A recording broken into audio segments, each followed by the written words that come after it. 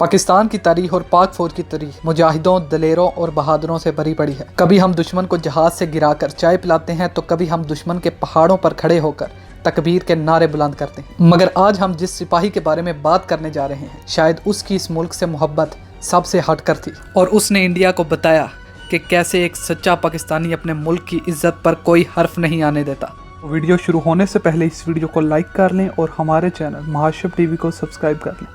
और घंटी के आइकन को भी दबा दें ताकि हमारी कोई भी वीडियो आप मिस ना कर पाएं। सिपाही मकबूल हुसैन, शायद ये नाम हमें पाकिस्तानी किताबों और पाकिस्तानी तारीख में बहुत कम मिले, मगर इस मर्द मुजाहिद ने इस मुल्क के लिए 4 दहाइयां भारतीय जेलों में गुजार दी और अपनी जुबान तक कटवा दी, मगर कभी अपनी जुबान से पाकिस्तान के खिलाफ नारा नहीं निकाला और ना ही पाकिस्तान का कोई राज दुश्मन के सामने फाश किया। 1965 की जंग के दौरान सिपाही मकबूल हुसैन श्रीनगर में मिशन पर थे, जिसके बाद वो गैर मुइना तौर पर गायब हो गए और कई दहाइयों तक उनका कोई अता पता न मिला। उन्हें 65 की जंग के दौरान गिरफ्तार किया गया था और उन्होंने अपनी जिंदगी की 4 दहाइयां भारतीय जेल में गुजार दी, मगर उन्हें कभी भी प्रिजनर ऑफ वार का स्टेटस नहीं मिला। आपको बता दें कि प्रिजनर ऑफ वार का स्टेटस सिर्फ उन सिपाहियों को मिलता है जो जंग के दौरान पकड़े जाएं, और ये स्टेटस मिलने से उन्हें बहुत सी फैसिलिटी मिल जाती है और वो जंग के बाद छोड़ दिए जाते हैं, जिसकी जिंदा मिसाल हम सब के सामने अभिनंदन की शक्ल में है। मगर भारत ने सिपाही मकबूल हुसैन के साथ ऐसा कुछ न किया। इन 40 साल की लंबी कैद के दौरान पाकिस्तान को और पाक फौज को कभी ना बताया गया कि उनका एक सिपाही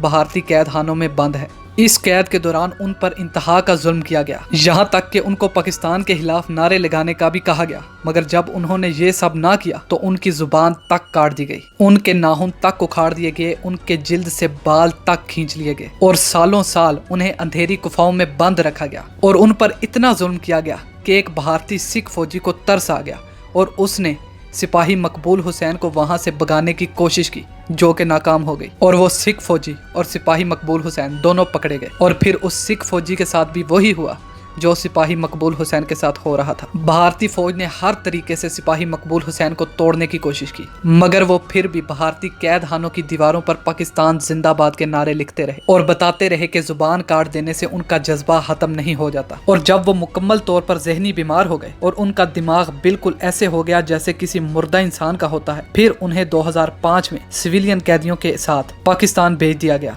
और जब वो वाघा बॉर्डर से पार होकर पाकिस्तान पहुंचे और उनका मेडिकल किया गया तो उनके जिस्म का कोई ऐसा हिस्सा नहीं था जहां कोई जख्म, कोई निशान ना हो। और उनसे हर तरह के सवाल पूछे गए, उनके खानदान के बारे में, बच्चों, ऐसे वैसे सवाल पूछे गए, मगर उन्हें कुछ याद ना था क्योंकि वो एक लंबे अरसे से जहनी अजियत से उलझ रहे थे। इतनी अजियत के बाद भी उन्हें सिर्फ एक नंबर याद था, 335139, जो कि फौज में उनका आइडेंटिटी नंबर था, जहां से पता चला कि ये सिपाही मकबूल हुसैन है। इसके बाद उनका इलाज फौजी अस्पतालों में चलता रहा और फिर 28 अगस्त 2018 में वो खालिक हकीकी से जा मिले। उन्हें उनकी खुददारी, मुल्क से मोहब्बत और जुनून के साथ साथ ईमानदारी और दलेरी के लिए सितारा जुर्रत भी मिला और उनकी मौत पर ना सिर्फ पाक फौज बल्कि पूरा मुल्क सोगवार हो गया। उनकी जिंदगी की इस दर्दनाक कहानी पर पीटीवी का एक ड्रामा भी मौजूद है जो कि ISPR ने बनवाया। इसके साथ साथ उनकी ज़िंदगी पर कई शॉर्ट फिल्में और कई शॉर्ट स्टोरीज भी मौजूद हैं